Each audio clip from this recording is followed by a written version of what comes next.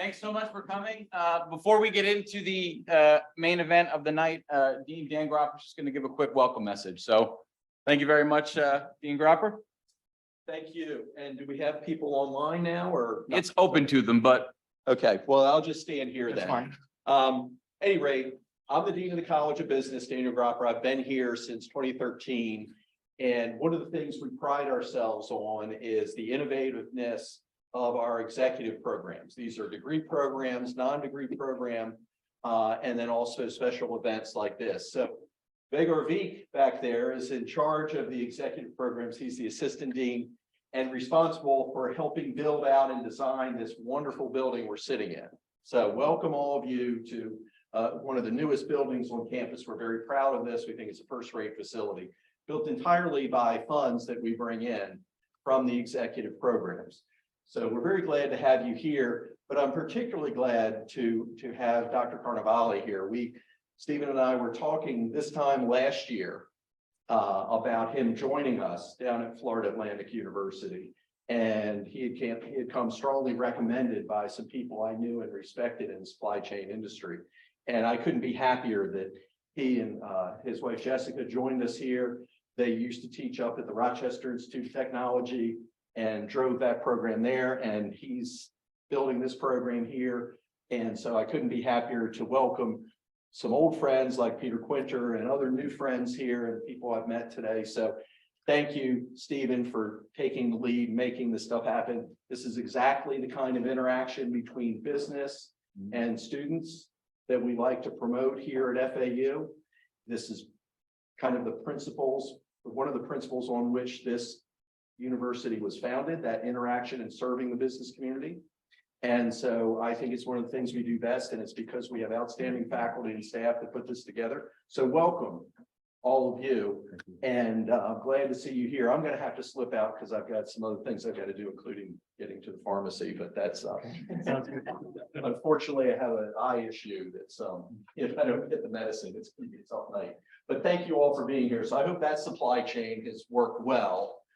Ask these guys. I don't know what I'm talking about. They'll know. At any rate, welcome to all of you. We're very glad you're here, and thanks for putting this together. Thank you. Thank you. See you all. All right. So thank you very much for being here, and to Dan, thanks for helping organize this and facilitate it. So the agenda for tonight is going to be as follows. We've got a great panel to talk about some interesting issues. I'm first going to kind of give you an overview of the three anchoring topics that we all came up with and said, yeah, these are the big issues that's being faced with respect to global trade, both what's going on and the challenges that we've had, how to kind of navigate through the murk, and then looking forward, what is it that it's going to be and how are we going to actually do business, right? So we've got a massive panel of experts here to talk about it. So just a couple of statistics, and I must caution you, when you give the professor an opportunity to talk, he will not shut up. So at some point, I'm going to need to get a dirty look from somebody to tell me, they're not here to see you, Steve, they're here to see everybody else. I'm just going to moderate the questions, right? So just keep that in mind. I won't take any offense if someone just screams, shut up. But that notwithstanding, the three anchoring points to our conversation tonight are as follows. First of all, geopolitical tensions have been on the rise for a long time now. And in the past, 2-3 years, maybe even 2-3 months, depending on how you ground it, they've kind of exploded. So these geopolitical tensions and the shifting balances of power, that's the first anchoring point that we're going to talk about. The second anchoring point that we're going to talk about tonight as it relates to supply chain specifically is from where and the differing areas around the world that supplies have been coming from for manufacturing, right? So the insourcing, outsourcing, nearshoring, friendshoring, all of these dynamics, we're going to talk about exactly where the balance and the shifting sources of supply have gone. And then the third point, navigating into the future, how exactly do we, as logistics, supply chain, sourcing, operations professionals, how do we take all this chaos that's been going on and the tensions that have been happening, and how do we navigate forward? So I have precisely no idea, but this panel absolutely does. So I'm just going to introduce this wonderful panel that we're so fortunate to have with us tonight. And we've got, sorry, just pulling up my bio so I read it appropriately. We've got from my left, so what's that, stage right? I think I used to do theater. I don't know if I'm any good at it anymore. We've got Peter Quinter, who is the U.S. Customs and International Trade Attorney at Gunster. So Peter's got a varied experience, probably the top supply chain lawyer in the country. At least that's what I've been calling you. You can take that. And, good. Yeah, that's good. So I don't know, can I be sued for libel in a positive way or defamation in a positive way? I'll ask Peter later. But he's a shareholder and chair of the U.S. Customs and International Trade Law Group at the law firm of Gunster, Yoakley and Stewart. Gunster is one of the largest firms in Florida, huge presence. Peter's originally a Northeast guy, like maybe what, half the room here, I'm just guessing, I don't know. I'm from the Northeast originally too. Background in law at the Office of Chief Counsel of the U.S. Customs in Miami, and then navigated into private practice. Awesome experience, fantastic global trade and supply chain experience, which I won't tell any of his stories. They're too cool for me to pretend like I know anything about them. In the middle, we've got Alan Baer, who is the president and CEO of OL USA. So Alan is an extremely accomplished business executive with over 40 years of experience in logistics, broadly defined movement of stuff and goods. So absolutely.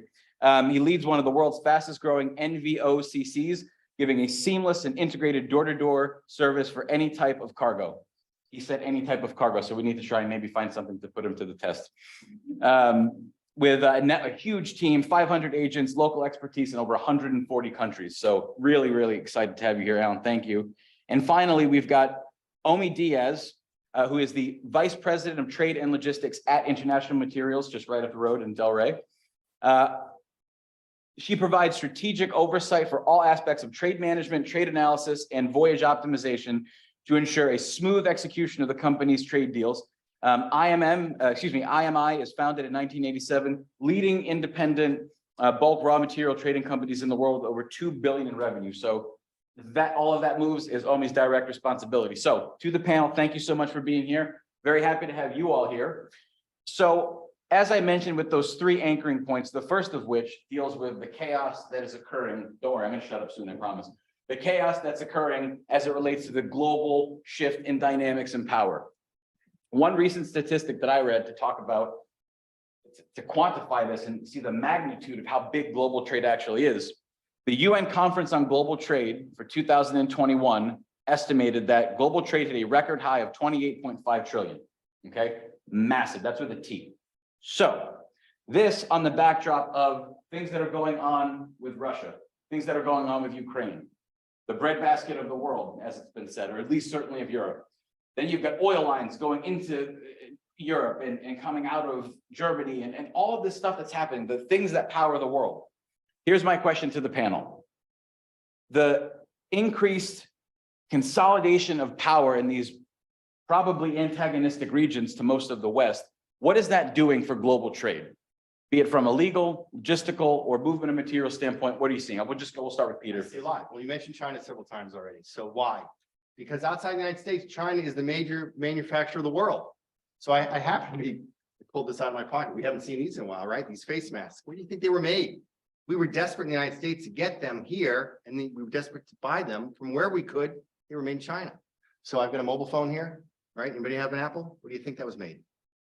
This might say Italy, but I know the components were probably sourced from China and assembled in Italy before it got to here. All these electronics, I would bet if you looked on it, it said made in China. It's just the way it is.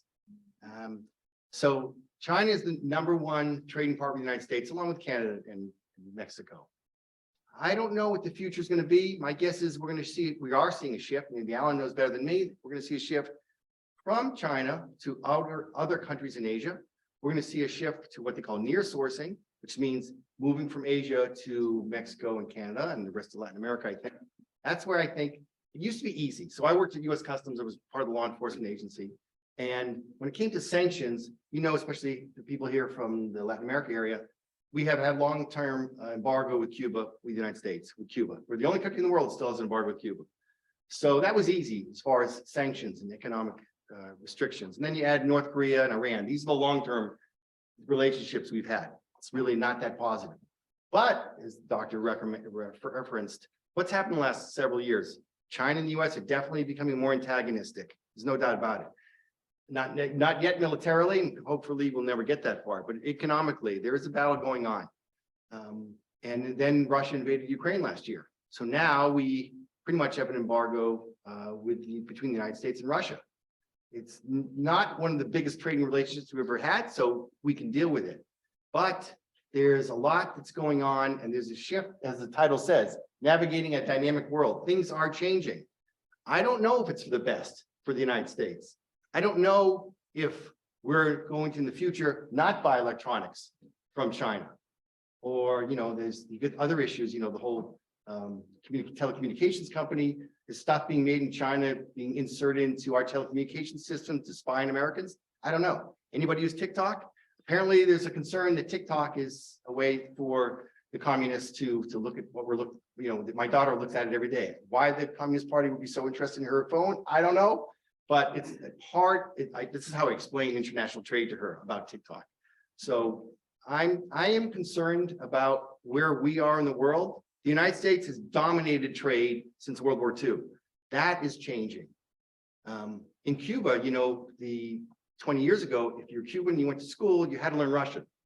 They don't do that anymore. Even in Cuba, this mandatory second language they learn, other than Spanish, of course, English.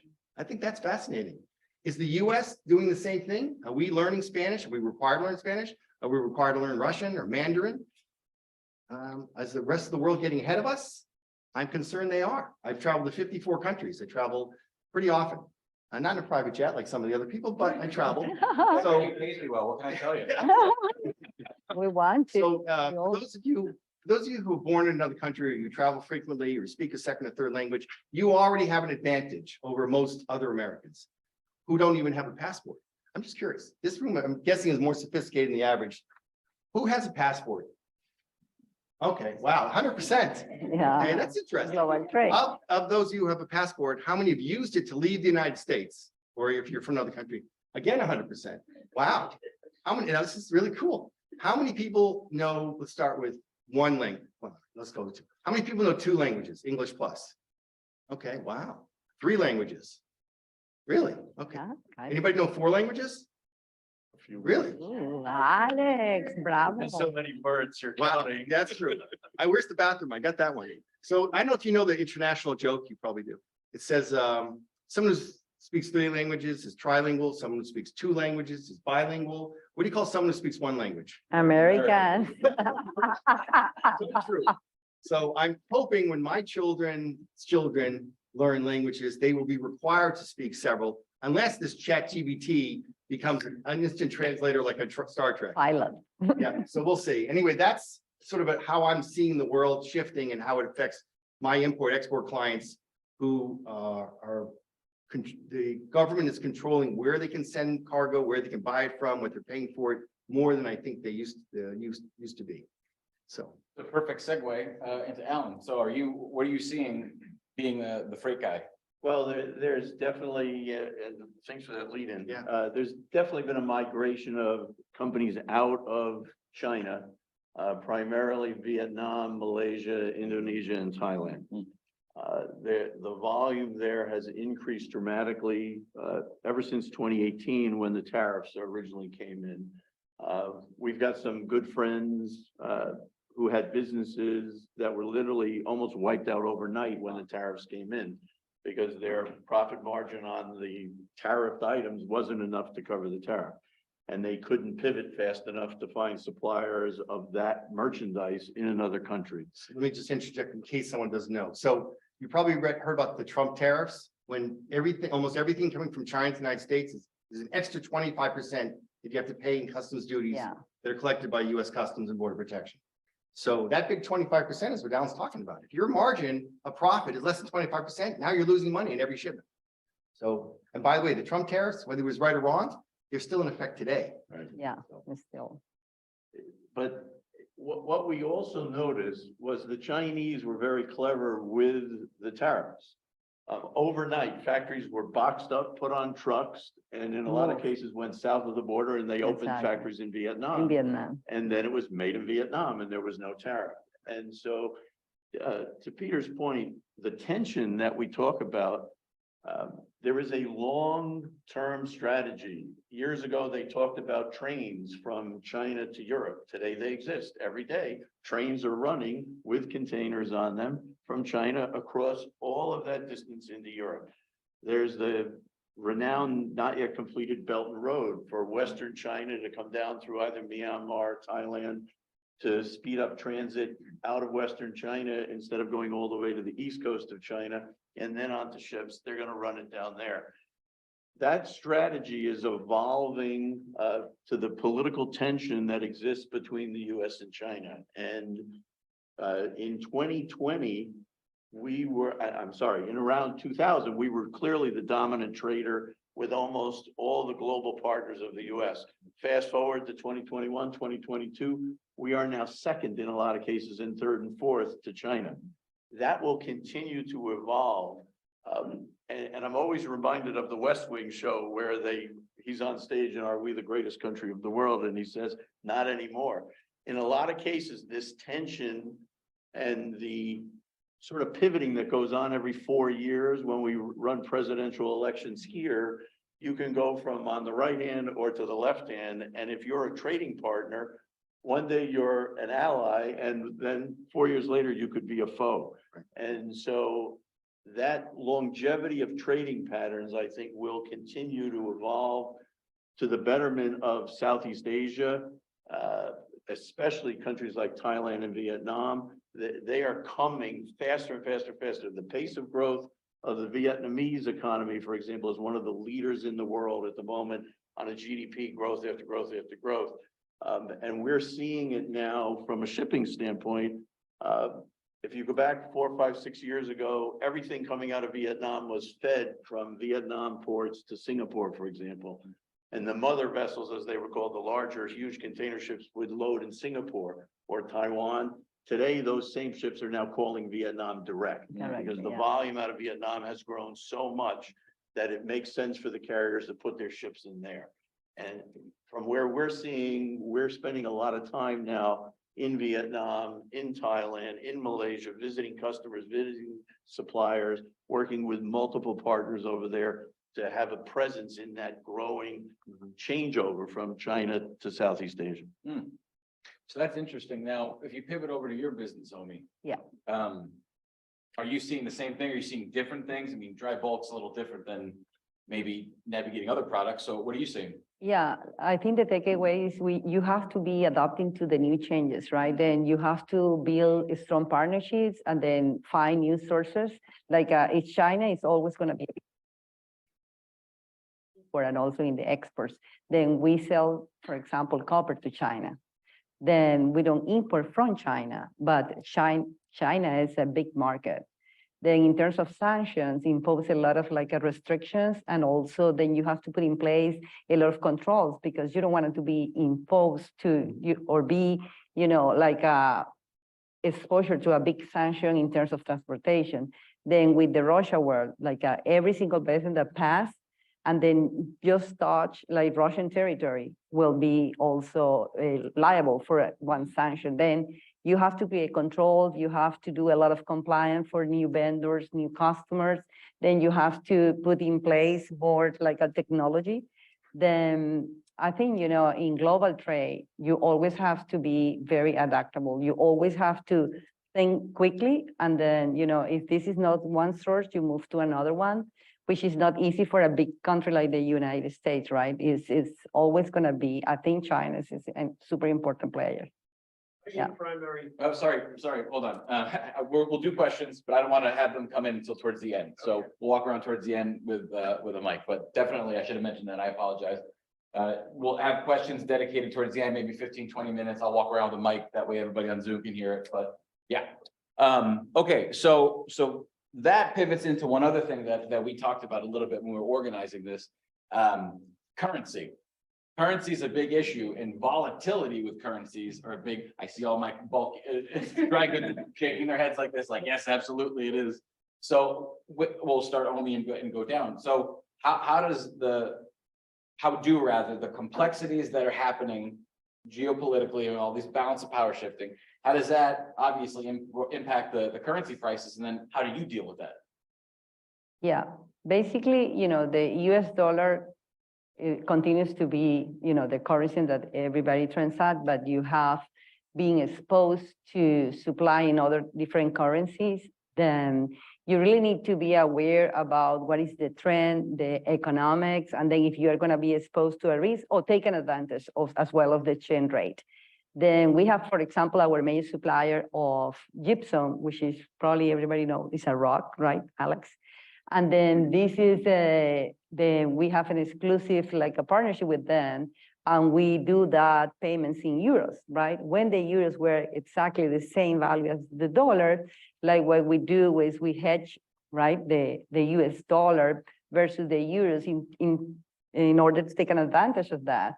Then you can take advantage of currency, or also you can be very like exposed to the currency. Then the most important part is you have to be aware. You have to have the information. You have to have people on top. You have to have financial bankers and people that help you, because not everybody's an expert in that kind of things. But yeah, it's very important to be aware that, you know, like for example, after the Brexit, many changes also happen in the European community in terms of permits, in terms of currency, in terms of banking. Then we also deal with a lot of countries in West Africa, and this is totally a different world. Like it's a lot of limitations in line of credit. It's a lot of limitations in the currency. Then you have to know a lot about trade finance, which is not really a topic that everybody manage.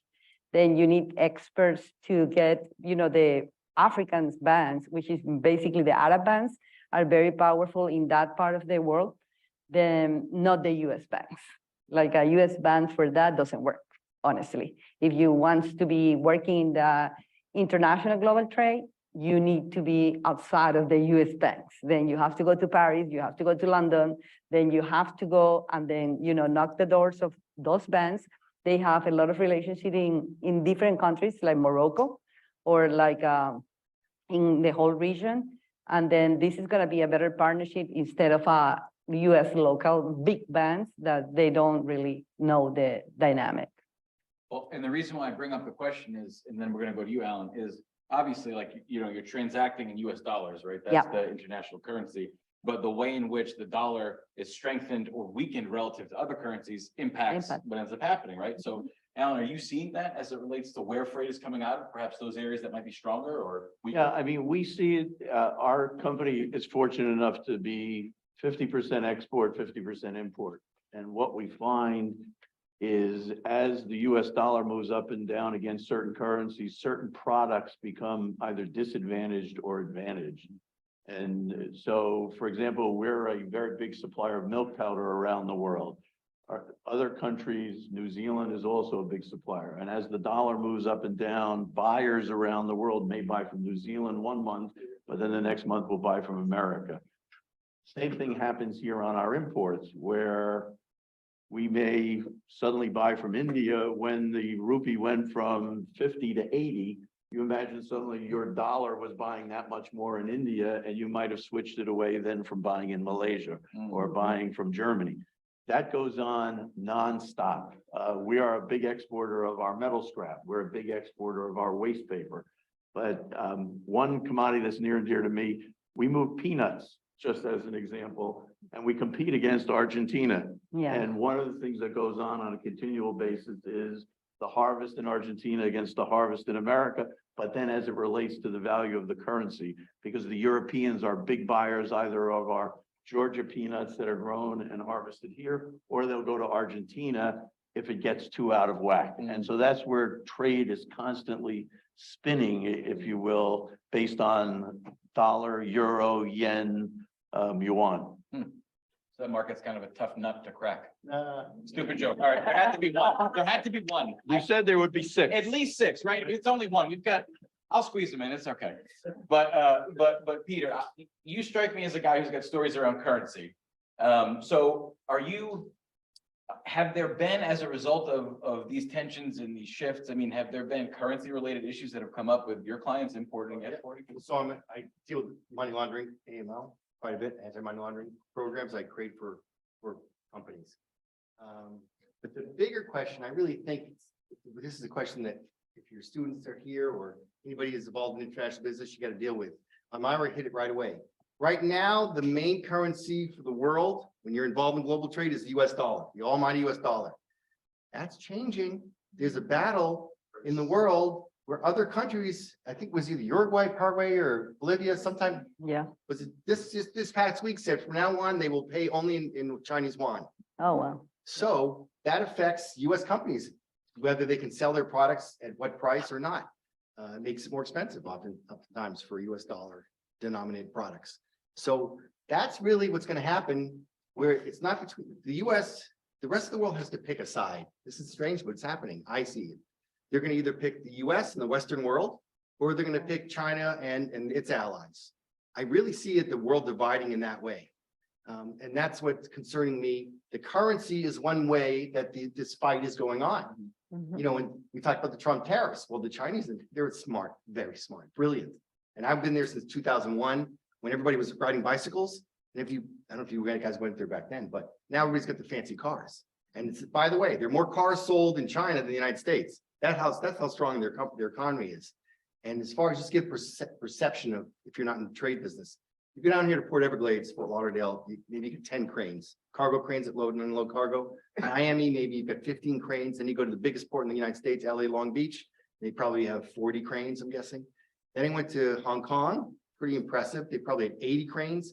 And I was blown away. 80 cranes, that means you could have 40 ships there, 40 ships at one time, loading and unloading. And then I went to Beijing. Oh my God, I couldn't count the cranes. It's unbelievable what's going on over there. So the rapid development of China as an international power, militarily, economically, financially, is creating a dynamic world that I don't see it changing. I really think, you think New York City is a big city. Another question. How many people have been to China? Okay, you've been to Beijing, Shanghai, Hong Kong, I guess. It's fantastic. It's a little dirty, but you gotta be careful what you eat. But I just think it's an incredibly, not just populated, crowded area, but productive people. They work 6 days a week over there, right? There's no, the 40-hour work week and all that stuff. No, it doesn't work. If you want to build a building, they sleep on the building site 24/7 until the building's done. So I am again concerned about the future relationship of the United States as the leader of the world. And I put down here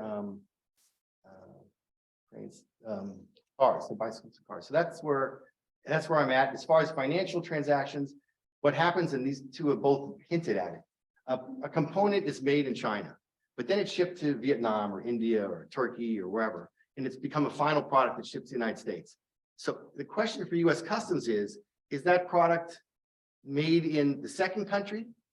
Like people here from Colombia and Argentina. So if something starts in China, bulk products maybe, and it goes to Argentina and is processed into a final product, is that product then still made in China, or is it now made in Argentina when it comes to the United States?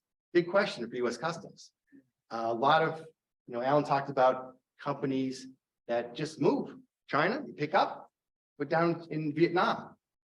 And now it's definitely made in Vietnam factories there, no matter what the components come from. So is the US going to start saying, no, this product from China, from Vietnam is made with Chinese products or made with a Chinese owner, and therefore can't enter the United States? That's where we're going.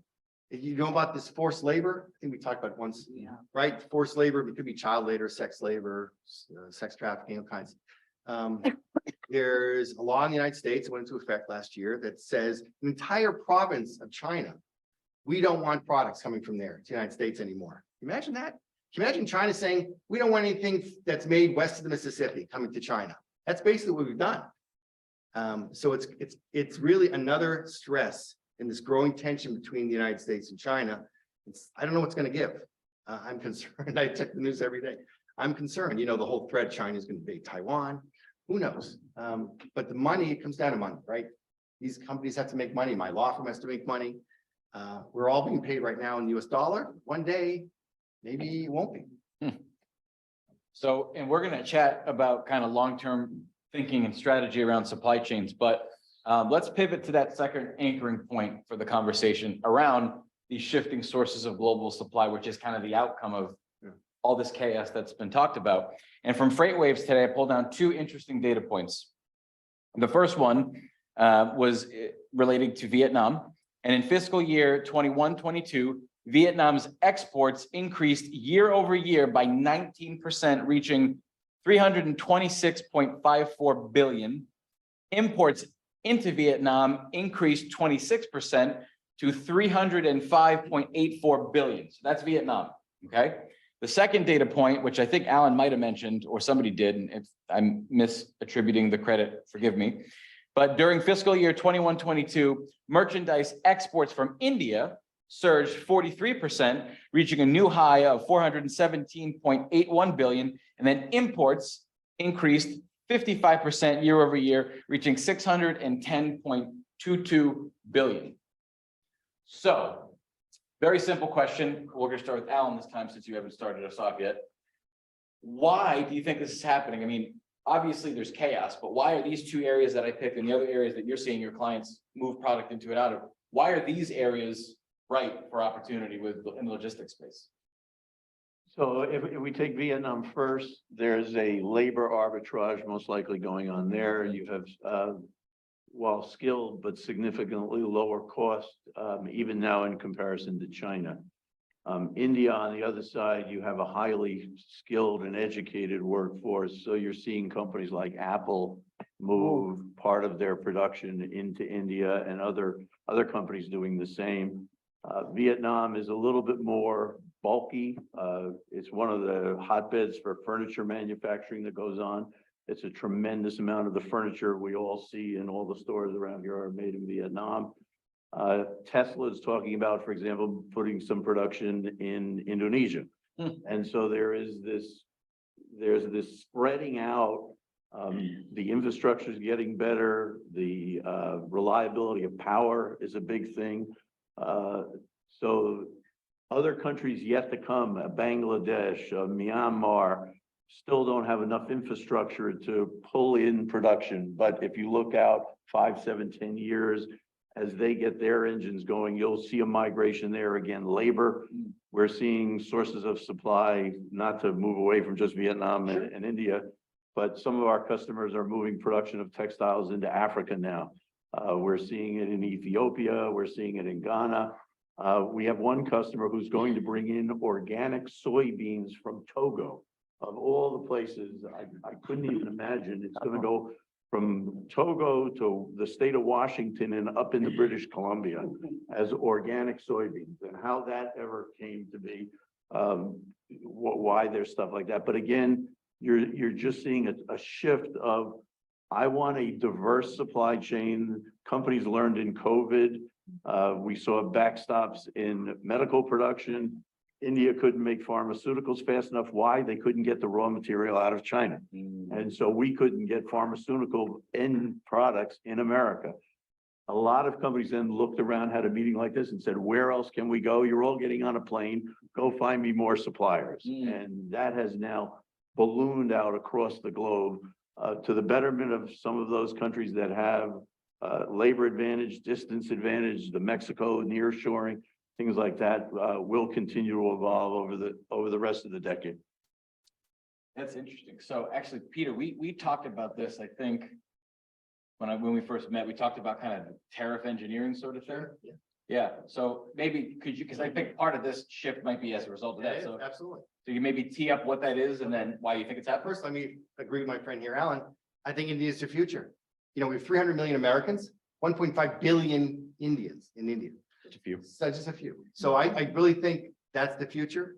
I think they have the population, so they get the consumers, their manufacturers, English speaking. And like you said, Apple's going there. And I think right here, my clients are already there or moving there. And there's going to be a lot more activity with India in the future. And they're an ally, and the US wants them as an ally.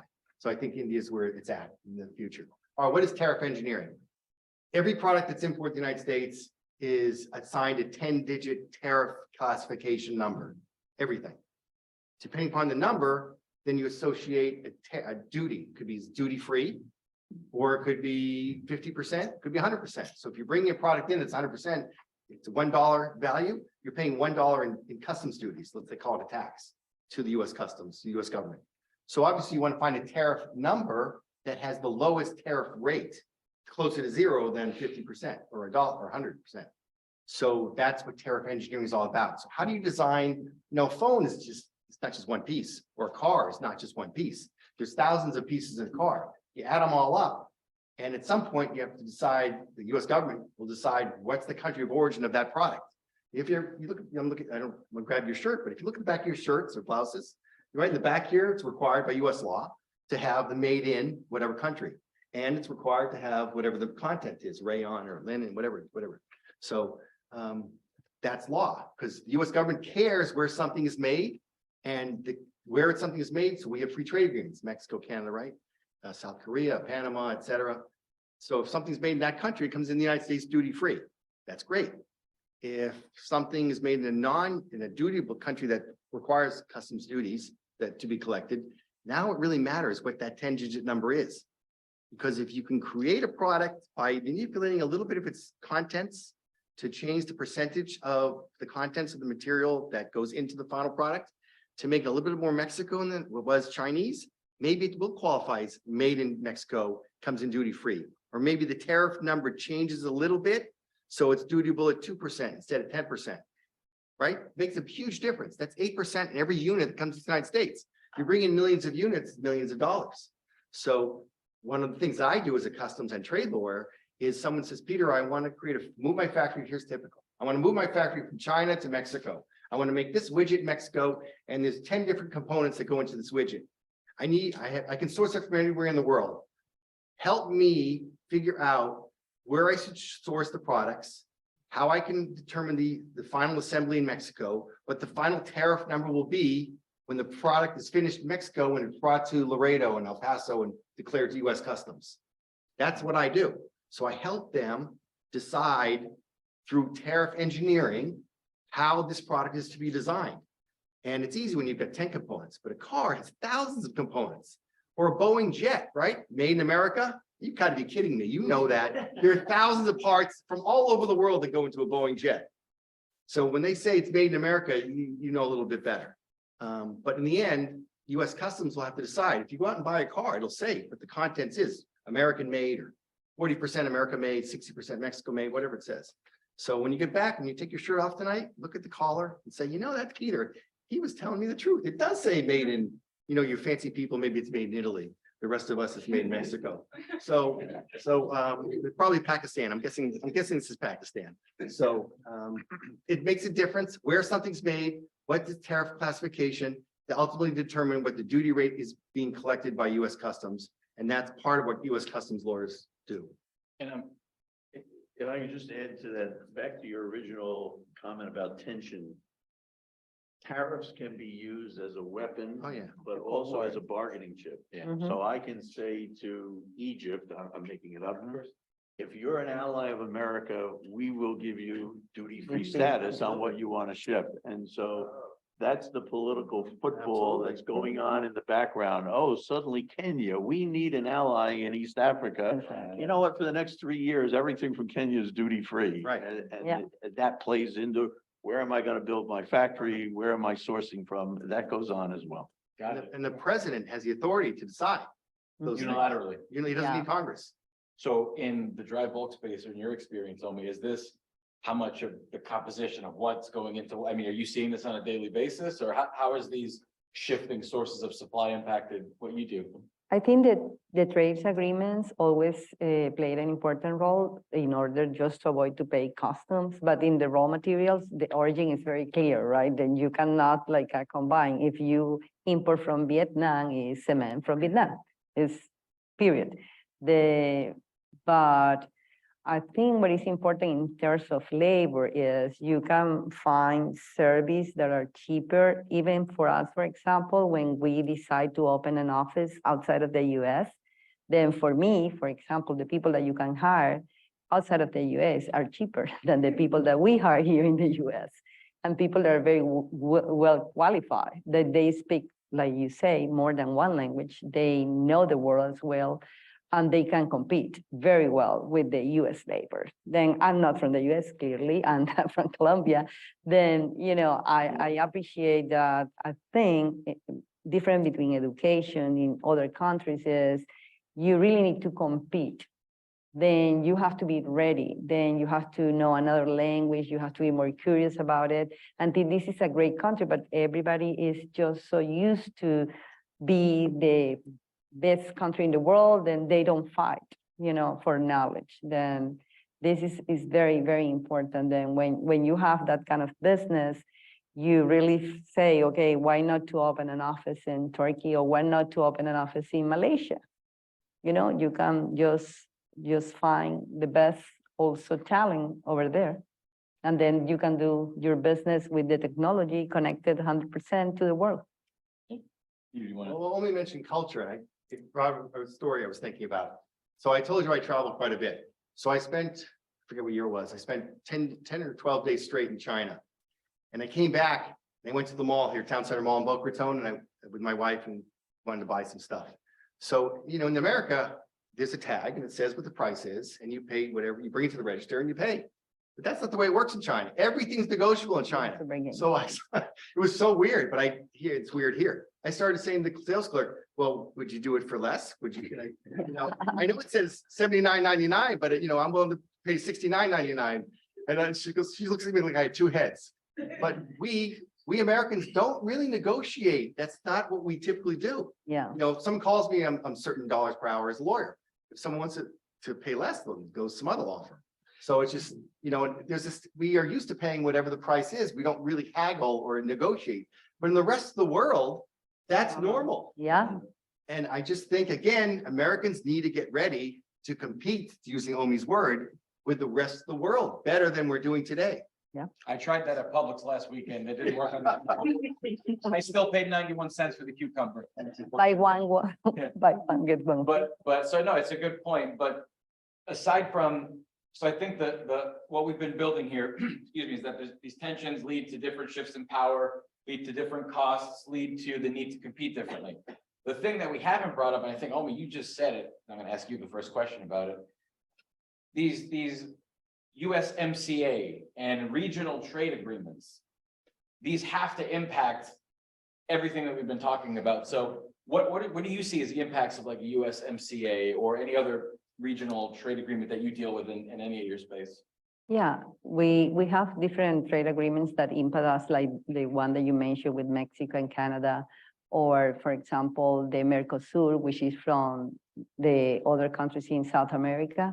And of course, the company that trade products, you have to take an advantage and see, what is the advantage to do trade with this country or with the other country, and then figure it out how it's going to be the logistics. And sometimes, like one probably topic that we are going to talk later is about the free zones. Then, free zones are part of those agreements as well, where you take an advantage of an area where you don't have to pay customs in the meantime, and then you have some period of time to have the product over there, and then you can re-export from that zone. That's what we do in Dubai and the UAE, and they became very, very powerful in that part. Then that's very important. Then you really need to know what different trade agreements are in place, and then take an advantage in order to, of course, custom duties is a big component of also of the cost of the trade. Then that's very important. Yeah. Have you, just to follow up, because it's an interesting point, have you shifted from where you're acquiring any of your raw materials based on any of these? Well, we are more shifting for where is the sourcing, for example, if we discover a different sourcing with the price is more convenience for us, then we shift the sourcing. And the price is a lot of components, not just the price of the material. Yeah, but yeah, it depends. So Alan, are you seeing that in your business as a result of when these trade pacts occur? Are you seeing shifts of movement of products? I think we see it more in the sense that if you look in the ASEAN region, you have now 10 countries who are trying to develop trade amongst themselves. And so from our standpoint, because we are actually a mover of cargo, we have to then plug ourselves into some of that local business and not just be transatlantic, trans-Pacific, east, west, north, south, US. So we have a center in the UK. We have our own office in Dubai that works on the trade in the Middle East. We have an office now in the Philippines, and that'll be our base of operations for the ASEAN region. And we'll look to plug our transportation skill into that I see. versus just saying, oh, I look at more from a political standpoint, that we're gonna use tariffs to fight or trade agreements to reach a geopolitical end that Washington, in their either genius or folly, thinks are where we want to go as a country. And again, for me, the bigger issue is that some of them will last 4 years when they need to last 20 and 30 years. And that it's hard to build as a company. To Peter's point, he's brought in to recommend where someone should supply for the next 10, 15, 20 years, because they're going to build a $500 million factory. Only 3 years later, you can get blind switched Totally, and totally now have 25% duty Which on a just means they product. have to hire me again. Perfect. Yeah. So you can see the situation, he's devastated at the chaos. But just to clarify, for those who might not know, ASEAN being primarily Southeast Asia Correct. countries and that pact. Okay. So Peter, pivoting over to you. Yep. Yeah, what are your thoughts? Well, I think Alan's right on. When he used the term weaponization of tariffs, that's what Donald Trump did, former President Donald Trump. I was aghast at the time in 2018. I said, you can't do that. You can't add 25% to everything that's coming in from China to the United States. I like my Chinese products. And it turned out, no big deal. I think maybe he could have been right. I hate to say that. He might have been right about that. So, but free trade agreements, let's big picture again. This is we were competing with everything, with China especially. We have 33 free trade agreements, right? Panama, Israel, South Korea, Panama, Argentina, I forget the rest of them, whole bunch. So China has double that. They have 66, which means 66 different countries they trade with, no customs duties. Yeah. Big difference. So if you're a country in the middle, should I go to the United States or should I go to China? You're going to most likely sell your products and buy your products from China, which costs you whatever, 10% less. Just the way it is. So we've got Hong Kong. I assume many of us have been to Hong Kong. Hong Kong was created as a free trade zone. The whole country, if it was a country back then, would be a free trade zone. That's why Hong Kong became a world dominant city. It was a nothing little, 100 years ago, nothing. Little schooners go in there from the UK and Portugal. And then became a world city because you could buy and sell products there and transport products through there duty free, because it was an entire, not just a duty free zone, the entire area was duty free. So now it's Chinese. So, but I don't know if you know that. So probably 1997, right? Before it came back from UK to China, and then the U.S. government determined, I think it was even under Trump, determined that Hong Kong is going to be treated the same as the rest of Red China, mainland China. So when products are shipped from Hong Kong, it used to be you declare a country of origin to Hong Kong, and then to be separately country of origin mainland China. Now it's all country of origin China, because Hong Kong is no different than China when it comes to international trade as determined by U.S. Customs. So it's a perfect segue. It's almost as if we planned it that way. It's a perfect segue into the next bit that I want to chat about. And I anticipate us having a lot to chat about here. It's given all of this, now what? We established what the problem was. We highlighted some of these issues and nuances. Now what? So how do we navigate the future of global trade? And like the good professor, I have more statistics for you. Just Googled based on trade.gov, the latest data that they have in terms of free trade zones, which is going to be the first thing that we talk about. Total merchandise received, this is domestic.gov website. So total merchandise received in US free trade zones, 835.6 billion with a B, and exports from free trade zones outward, 123.6 billion.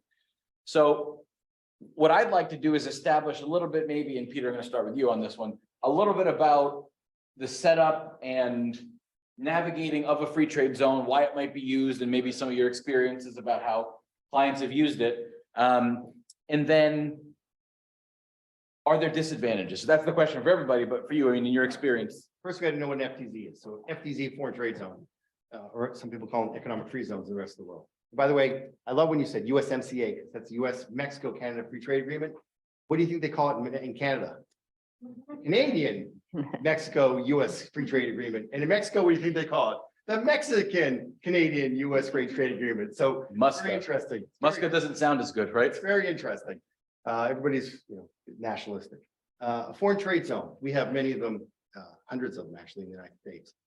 The benefit of a foreign trade zone is you don't pay customs duties. That's the number one benefit. So if you have cargo coming from Chile, you have cargo coming from Brazil, and they come into Port Miami and they go into a foreign trade zone. So right, it's a walled building, or buildings. And in that free trade zone, you don't have any manufacturing, let's say, it just comes in, no customs duties, and maybe it goes out to different countries, or maybe it gets withdrawn and put into the commerce of the United States. While it's in the foreign trade zone, no customs duties are assessed. And you can leave it there for years, the cargo. One of the neat things about a foreign trade zone is it can be a manufacturing center. So you might take products from 10 different countries, enter it duty-free into the United States when they go to the foreign trade zone, manufacture those 10 products into a new product or products, and then export them out of the United States. All the time, no customs duties are paid. The foreign trade zone is treated as if it was not within the commerce of the United States, as if it was not within the boundaries of the United States for customs purposes. That doesn't mean you're bringing your cocaine and other stuff. That's still illegal. But for customs duty purposes, there's no customs duties to be applied. Now you have to have a very good inventory system because customs wants to know what's coming in and out. Other than that, it's a great way to manufacture goods that may not end up for sale in the United States. Or, like I said, you bring 10 different products. Maybe those 10 products are assessed at 50% customs duties. So if you didn't put them in a foreign trade zone, you have to pay 50% of the value of it to US Customs. Instead, you bring it to the foreign trade zone and then manufacture into a new and different product. And then you bring that product into the commerce of the United States where you're going to pay customs duties. But using the tariff is changed from those 10 different numbers. Now it's I don't know, microphone. And that microphone is due to about 20%. That's brilliant. You were going to pay 50% before they get brought into a foreign trade zone. The final product is a microphone. Now you're only paying 20% to US Customs. That would be a very good legal opinion I would write, and I could send it to you for a certain price. So that's In a free trade zone or not? Because it would be a different tax, right? What From your bill. for my bill, yeah, that's right. Half price. So half price for you, you know that. So I'm a sushi lover. Just buy me sushi and pretty much you get free legal advice. So, but the whole idea, as Alan mentioned, international trade is now the new weapon. Who are our friends who are going to do free trade zone? Who we're going to trade with? Who we're not going to trade with? You don't see any carriers calling in Russia anymore, right? That's it. That business is gone. I assume you're not, Alan, is your company doing any business? No. So yeah, that would not be a good idea. Otherwise, you're definitely gonna call me. No, yeah. Yeah. Walk around like this though, So, I don't feel we're learning, but I'm giving referrals. This is wonderful. that's right. It's a 10% fee off the cup. Yeah, no doubt about it. It's a referral fee. So, but Alan, one of the things that I've always loved about thinking about these free trade zones is how manufacturers can leverage them for minimizing cost on routing in some cases in shipping, right? So what's been your experience with that? Have you seen your clients leveraging these? So we have we have both export and import. So we have one customer who brings in product that they sell to Walmart. And they're always worried about being late. So they bring it in, it's manufactured over in Asia, comes in, they're storing it in a free trade zone just outside of Savannah.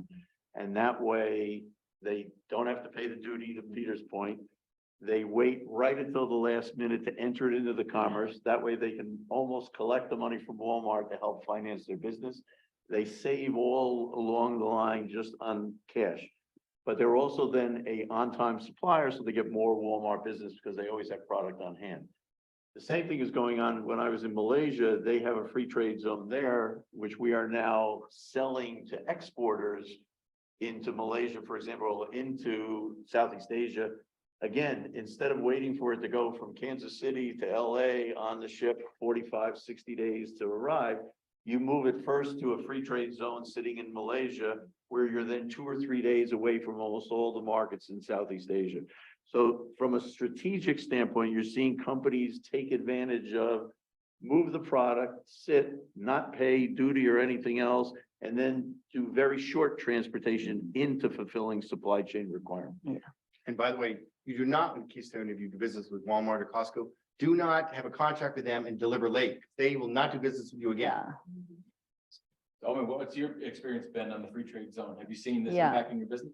Yeah, I think you can use the free trade zone also as a financial weapon, because if you can optimize the transportation costs, then you need, for example, 20,000 tons of the product, but you can bring a complete cargo, 50,000, and you put in the free trade zone, then you don't have to do the custom for the full, but you put it in the storage, which is gonna be cheaper instead of get another vessel with the different kind of things.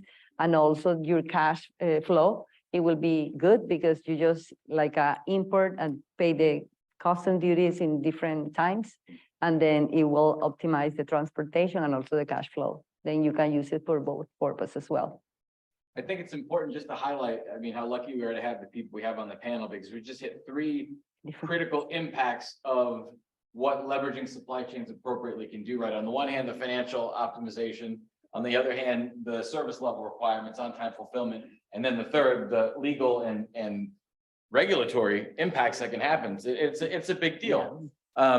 So if we can, let's just pivot back into one of the things we said about the power and the weapons, because I think it's an interesting topic to look at. So it can obviously be used really poorly, depending on what type of tariffs are implemented. But are you seeing, or have you seen free trade zones or other things like this been detrimental to business in any way? Are there any negative impacts have you seen? Maybe we'll start. I'm not sure where, Alan, are you teeing us off? No. I mean, I think it's an advantage. from our side, not to any great degree, again, because we're just moving the stuff in and out. Sure, okay.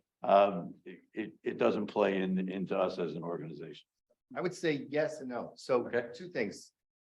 I'm just picking off what Omi said, because I think so foreign trade zones, there's two huge ones in Panama and in Dubai. Yeah. So Dubai is this, how many people have been to Dubai? This is such a fascinating world. All right. Yeah. It's really a desert, right? It's a desert. They don't really have a lot. But they have done extremely well with what they have as far as air and ocean. So they have one of the world's largest free trade zones. And people around the world move their cargo to Dubai because it's in the center, Middle East, you've got Asia and Europe and Africa. The middle. So it's been very successful. One of the concerns of the US government is merchandise that goes to Dubai is going to probably go where? Iran, right. So as you probably said, as I said earlier, we still have friction between the United States and Iran. We don't want cargo from the United States going to Iran. So the government here suspects if it's going to Dubai in the foreign trade zone, it's ultimately going to go to Iran. So there's a lot of problems shipping for US companies to Iran, to Dubai. The other one, Panama, one of the problems or the success of Panama, anybody from Panama? Great, go, all right. So it used to be cargo would go Europe, Miami to Panama and Venezuela, Colombia, that area. They don't do that anymore. Those big ships Alan was talking about, they skip Miami and they go straight from whatever, Le Havre or whatever country, Hamburg, right down to Panama, because Panama has created a fantastic colon-free zone, and they can put all kinds of cargo in there and distribute from Panama throughout Latin America, from Mexico and all the way down to Argentina, instead of it being done in the United States. Why? Is there a shift occurred? Because not only do they have a great foreign trade zone there, but they don't have the US Department of Homeland Security hassling people and examining cargo and holding it up. We talked about getting on-time delivery to Walmart and Costco and everybody else, right? When you go to the supermarket and you get a fresh fish, you want a fresh fish. What about if that fish is not so fresh? You're not going there anymore. That's important. I make an example of fresh fish or other agricultural products because you understand what just-in-time processing means, right? That fish gets caught off the coast of some country, and it's on your plate in 48 hours. It's unbelievable, the international supply chain, because of the students that graduated from this program. So That plug's coming close. That plug's coming hard in about 13 minutes by my calculations. but it's so important. I mean, next time you go out to dinner and you order fish, right? Hopefully you're not ordering frozen, and hopefully you're not ordering farm raised, but it's fresh fish. Most likely was caught 48 to 72 hours previously, and it's on your plate. I think that's unbelievable, right? So it's because of the logistics companies like Allen's and statistics that organize your staff, like right here, that makes it all happen. And maybe a little law helps too. So I think getting to what's the future? The future is going to be, this is my political pitch. I said the United States, have been #1 in the world when it comes to international trade since World War II. I don't think it's going to be that way anymore. I think globalization will continue, which means the products that you buy at your local store are still going to be from around the world. So one of the fun things I do when I travel around the world is I go to supermarkets. And I look, I go to the milk section. This is, now you know about me. I go to the milk section because if you go to Publix, you do this next time you're there. Look at Publix and start counting how many different types of milk you can buy in Publix. It's unbelievable. It really is. Do you like oat milk? Do you like skim milk? Do you like half? Do you like whole? You know, it's unbelievable Many what options. variety. Go to other countries and you get milk. You get milk A or milk B. So we just don't realize how fortunate we are in this country to have what we have. When you go to, you know, I remember when I had a Chinese lawyer working for me some years ago, and we went out to lunch, and we ordered hamburgers. And he goes, you know, this is my second. He was probably 30 years old at that point. He goes, this is my second hamburger in my entire life. Meat in China was too expensive. We couldn't buy it. So it's just, and I was like, wow, that's unbelievable. So we are so fortunate in this country, and that's why I tell my kids, go travel the world. You know, go see the world and compare how we live. I mean, look at, we were talking about backpacking earlier. I go backpacking in the woods. My wife doesn't understand it, but I think some of the guys here know I do. So why do I do it? Because when I come back out of the woods after not shaving and showering and no deodorant for a week, I get a little bright. But the point is, you appreciate air conditioning, a toilet, you know, a shower, things like that. And I think Americans, I think we're a little spoiled. You know, when those Chinese, they're working 6-7 hours a week. They're studying all the time. They have more patents filed per year than we do now in the United States. It is a competition, and I don't know if we're going to win. I'm concerned. So that's my overall Yes, no. picture. Yeah. I mean, what do you think? Positive, negative? Have you seen? I was thinking about what happened with Chinese millennials. Does it exist or no? Because we were talking about, you know, the labor that they just work so hard. Now it's more complicated, you know, because everybody wants work-life balance, which is good. But at the end, dedication to the workforce is more like, especially in those kind of fields, like international trade, logistics, supply chain, like you have to really work mostly 24 hours and be on top of every single thing because things changes so quickly and so rapidly. Then you have to be proactive and reactive, and then just be solving problems every day. Then yeah, I think is we need to be ready for the future in general. Yeah. Yeah. Well, it's interesting too, Peter, you mentioned hamburgers and leaving stuff in storage at free trade zones. So I went to the free trade zone in Tianjin in China, and where they simultaneously had the nicest wine collection, which I didn't get to sample. Apparently I was going to become an international criminal if I did. I didn't, don't worry, I don't need to hire Peter. But then they had in the frozen section, these stacked pallets of beef from Australia that was to be distributed. But there was this one box in the back that was probably from the Carter administration. It was like, it looked like 30 years old. I don't know what it was doing back there. So it's, hopefully that's not being fulfilled to Walmart, I guess is the point. Okay, so here's where we're at. We have one final question for each of the panelists to respond to, and then we're going to open it up to the audience for Q&A. Here's a final question. So all of this tit for tat and this back and forth and this chaos, how do we compete? What do we do? I mean, what would be your 30-second elevator pitch to compete in this? How do we navigate, as the name implies, how do we navigate this dynamic world of free trade? Omi, do you want to kick us off? Wow, that's a good question. Solve all the problems so I can stop teaching and retire. I already live in Florida, so I can't do that. Well, what we mentioned, we have to be very adaptable, and then you have to create a strong partnership, and then you have to just see the world like you know, every single challenge is also an opportunity. Then when you don't find something in one place, you will find another place that have the same. Then just looking for different options, always being like super open-minded. And I think also for me is the digital transformation is information. You have to be on top, you have to be more efficient, you know, get more information and be just super proactive. That digital is a key takeaway. I think It that's is, going to transform. absolutely. how Yeah. Global trade happens. I mean, Yeah. Absolutely. Yeah. Alan, what are your thoughts? How do we solve the world's problems? From a Easy question, right? To close on. From a parochial US standpoint, I think we have to have a more global view. Yeah. As we commented on earlier, we go through school here trying to learn a foreign language, and then when we graduate, there are very few of us who can actually speak the foreign language that we spent 6 or 7 years learning. I think we have to embrace the fact that the world is out there. Other countries have grown up using trade as their way to develop the country.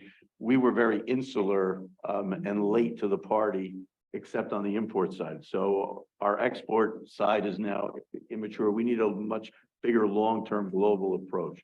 From a business standpoint, we're trying to help our customers find that sweet spot between production, transportation costs.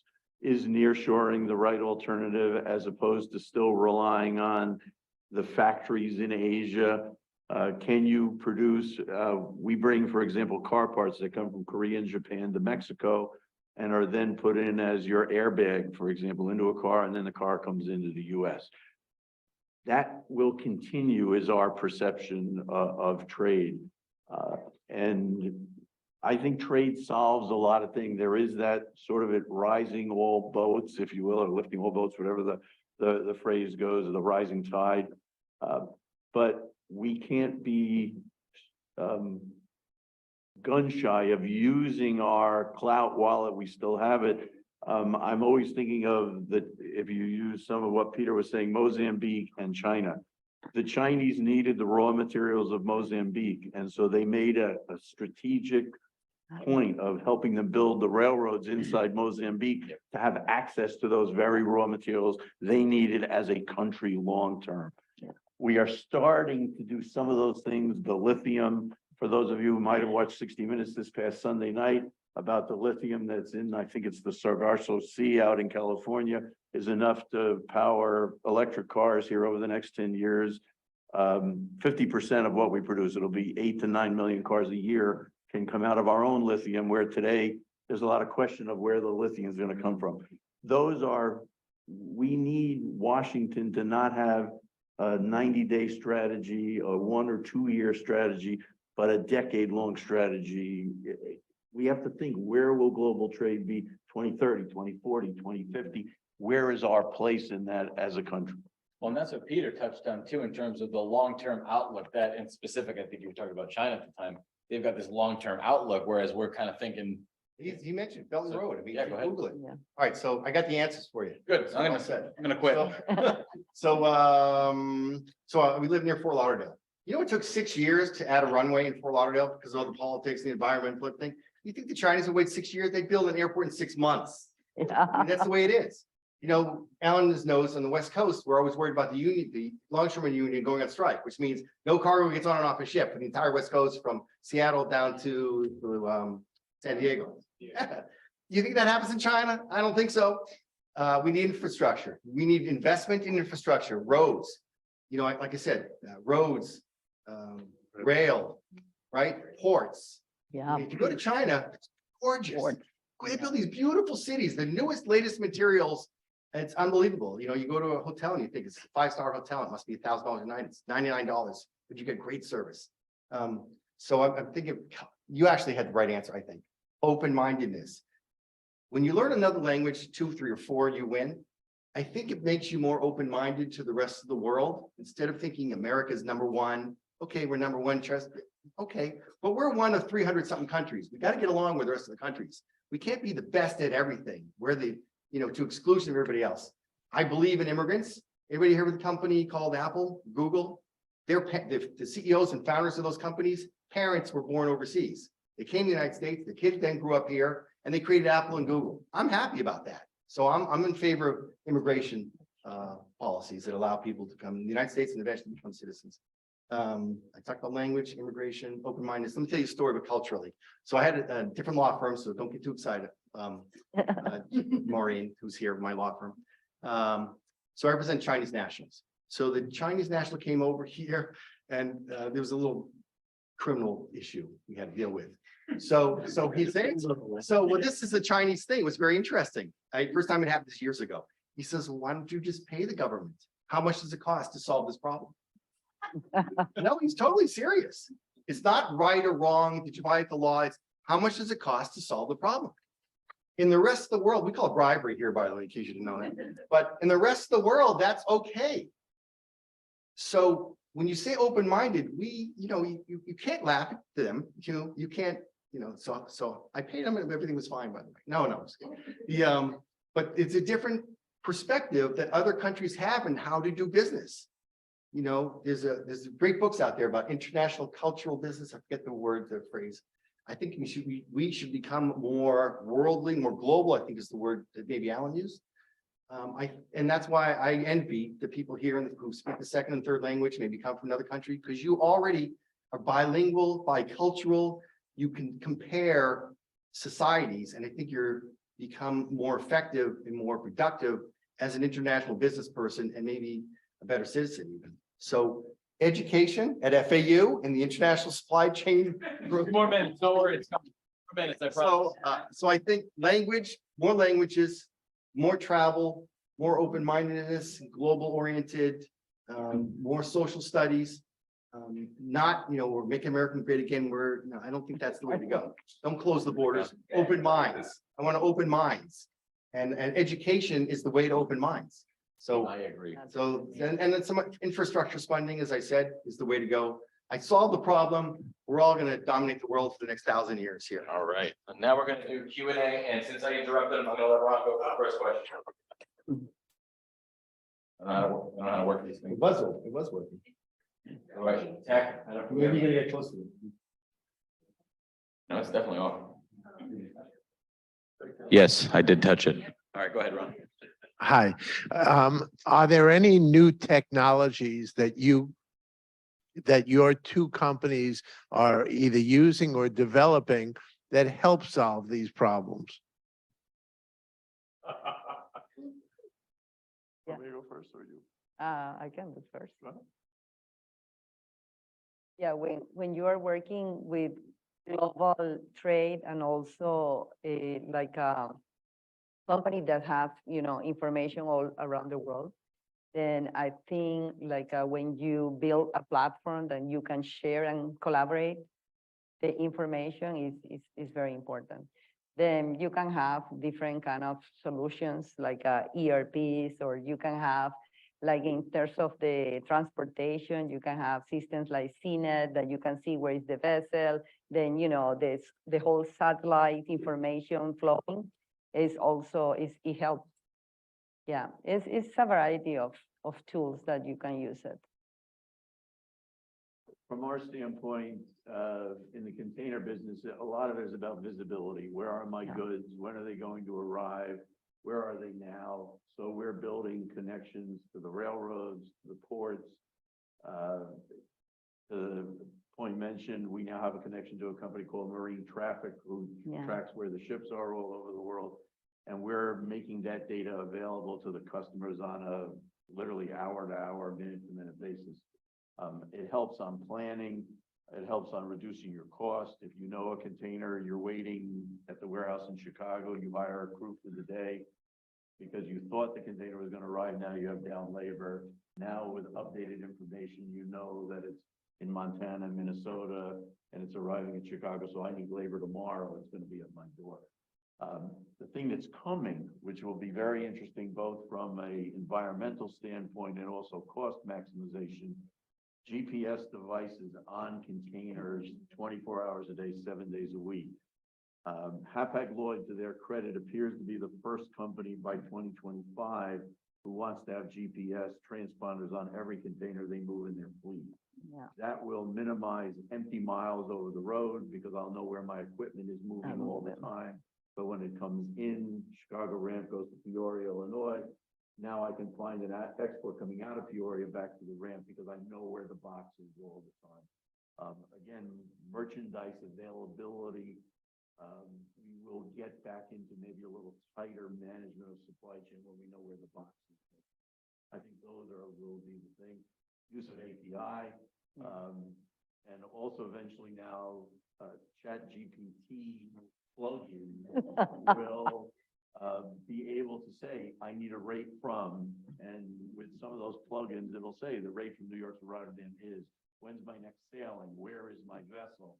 Instead of logging into 19 different Right. websites. Yeah. We'll have more flow of information, which will allow people to maximize their cost structure. Speaking of me being out of a job, any other questions related to ChatGPT? Yeah, well, we're gonna be done. We gotta figure out something else. I don't know if comedy's my bit. Yeah, we'll go here and then go around. Hello. So I feel like one of the more common topics in the world is environmental responsibility. So how does environmental responsibility kind of play into the navigating or dynamic world that is supply chain management? Certain countries, the US, they're more pro environmental responsibility for them. Definitely not one, but they're doing better. So like I said, I don't know how long it's going to China. When I first went there, I turned black because the air pollution was so bad. It's horrible. Or it was really, got my toothbrush. I couldn't believe it. I got my toothbrush. I panicked. I'm like, so that's nowadays it's much cleaner. China gets it. They understand that they need to clean up their environment. The whole world's getting it. Alan could probably talk better than I can about the kind of fuel that's used in the ships to make it cleaner. So maybe you all know that. So that's part of it. We're going to be a crowded world. It's going to be a hotter world. Environment, Mother Earth is not going to provide for us in the future. I think it's going to be difficult.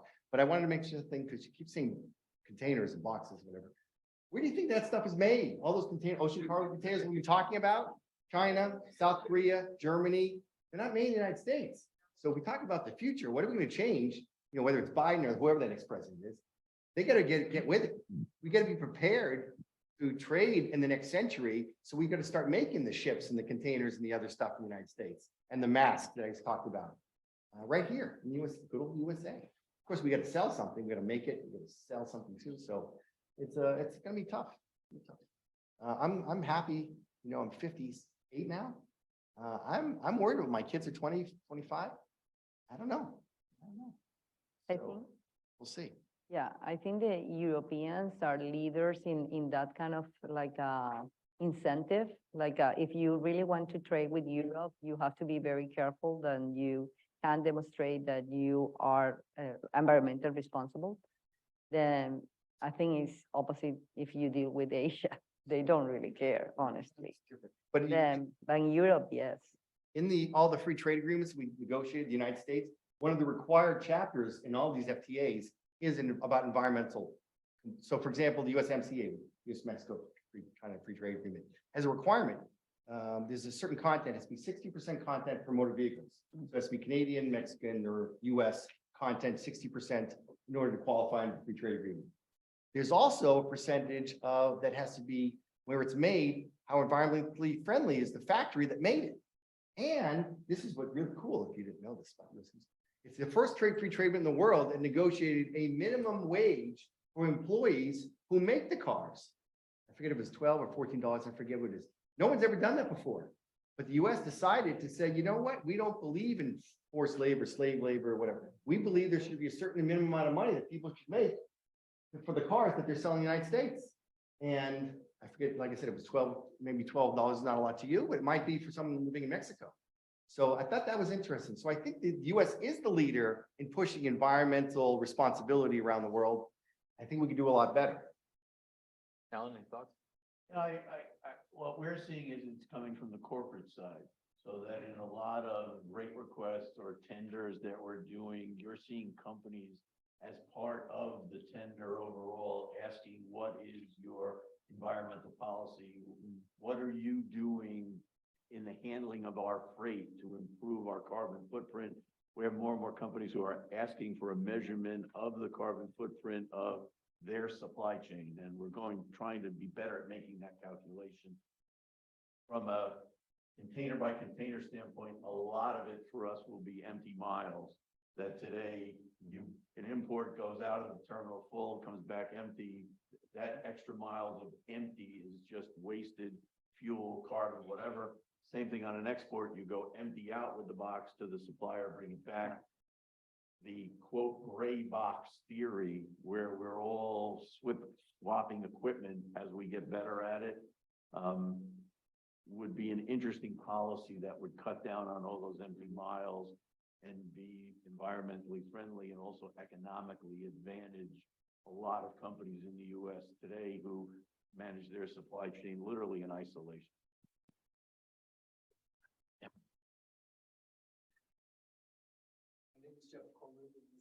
A question for Mr. Quinter. You used the word concern at least several times during your discussion. I'm concerned, worried. How's it going to go in the future? Not to be negative, but I'm trying to hear where this potentially could be going as Jeff Coleman consumer and what that world could potentially negatively look like. I don't want to be negative, but if we know what that future could look like, it could also allow us to direct our efforts towards, which legislators we support, which policies we support, and what the potential negative consequences of that could be. So Maureen's with my law firm. When we go out to dinner or lunch, I ask the waiter, where's the fish from? They usually say, I have no idea. So he goes, let me check in the kitchen. Then they make it up, I think. But I'm really concerned about, I'm interested. I'm a very curious person for those of you who know me. I want to know where's stuff made? Where does it come from? Who made it? Because I don't want to, there are certain countries I don't want to buy products from. I don't want to support their government, their whatever. So I want to know. And the US government wants to know. That's why we have embargoes with Cuba and North Korea and other places. And then why we're friendly with other countries. So I want to know where it's from, where it was made, how did it get from there to here. I'm interested in all those things. And concerned because I remember my mother saying to me when I was 5 probably, eat all your food because they're starving in China. Anybody ever said, is that like that old? You remember that? Africa. Right. Have you been to China lately? They're friggin' rich. They run around with their fancy, now they call it their Chevrolets. It's like their fancy car. If you go there, they got plenty of Pizza Huts and Starbucks and all that stuff. It's unbelievable. I'm thinking what it used to be when I first went there in 2000 with the bicycles, everybody was going around bicycles. Now, they have 5 roads, what they call circles around Beijing, Shanghai. The money over there is unbelievable. So you don't, I don't know who's a young mother here, but you don't probably say to your kids, eat your food because there's starving children in China. That's not happening today. So I think we were so dominant for so many decades in the United States that I don't know if the American government, whoever's in charge up there in Washington, or the educators realize that we are slipping in the world. So that's why I say I'm concerned. I think the quality of life that we enjoy now, I'm not sure if my kids are gonna, it used to be, I would live a better quality of life than my parents. I would be taller, I'd live longer. So, and I'd have, whatever, bigger TV, whatever it is, the newest gadget.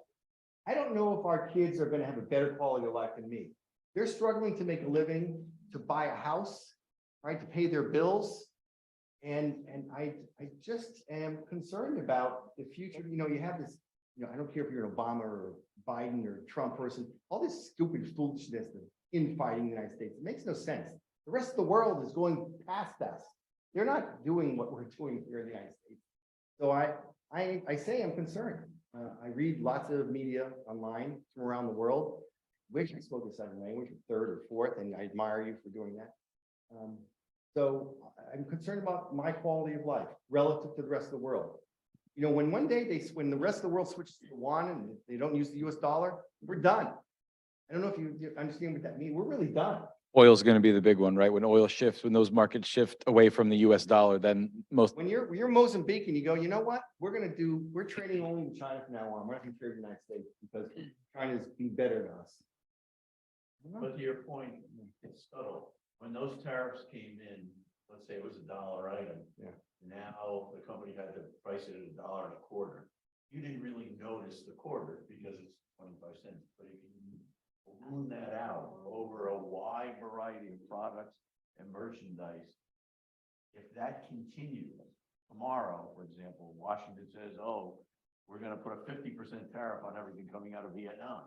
Well, if you happen to be a purveyor of Vietnam goods or whatever, that impacts your life. If for whatever reason, we didn't like where rubber was coming from or a certain food product, that impacts your life as a consumer. And so strategically, long-term, do we embrace global trade and all the benefits that up until now it's provided? If you think back, why did we outsource labor to China? Because we wanted a T-shirt at Walmart for $2.99. We Yeah. didn't want one for $22.99. So they became very good at doing what we asked them to do. Right, And now right. we're like punching them. All in the these nose shoes, for- all your shoes are made overseas, not made here. So that whole, to the point, quality of life, what's the expectation? Where is global trade going? Where will sanctions take place? Where will tariffs take place? Where is the economic war going to be fought? Is a question really for the next 10, 15, 20 years in this classroom and then outside of the classroom, and how it's going to impact us when you're 20, 30, 40, 50, 60 and beyond. It's vital to the future of the prosperity of generation. America and our allies and our enemies. It's a clash I'm forever. eager to share a story with you. So I teach every year at the Boston Seafood Show. It's the world's largest seafood show. And I result of that, I get several lobster clients, American lobster clients. There was a year, a few years ago, where because we didn't like what was going on in China, we, the United States, passed a law that said we will no longer sell American lobsters to China. Well, the lobster men were not too happy about that. China just said, okay, we can't buy lobsters from America. We're going to buy them from Canada.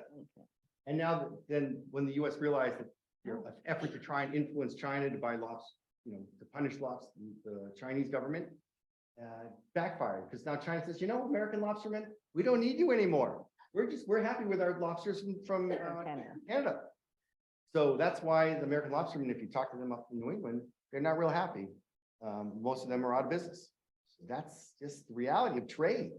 Well, it's a reality of economic protectionism any way you do it. There's always going to be an implicit tit for tat until ultimately the negatives outweigh the positives. Okay, I've got 4 people on deck for questions. So one right here, go ahead. No, this is a great panel, and I'm going to be interested in the various touch points you have in trade.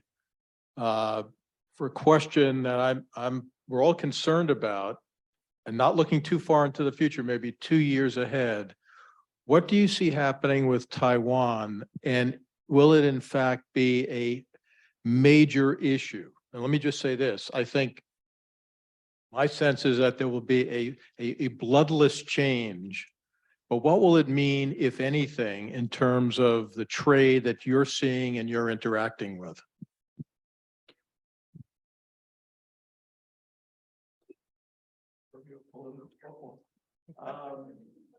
From our standpoint, we move cargo both in and out of Taiwan and in and out of China.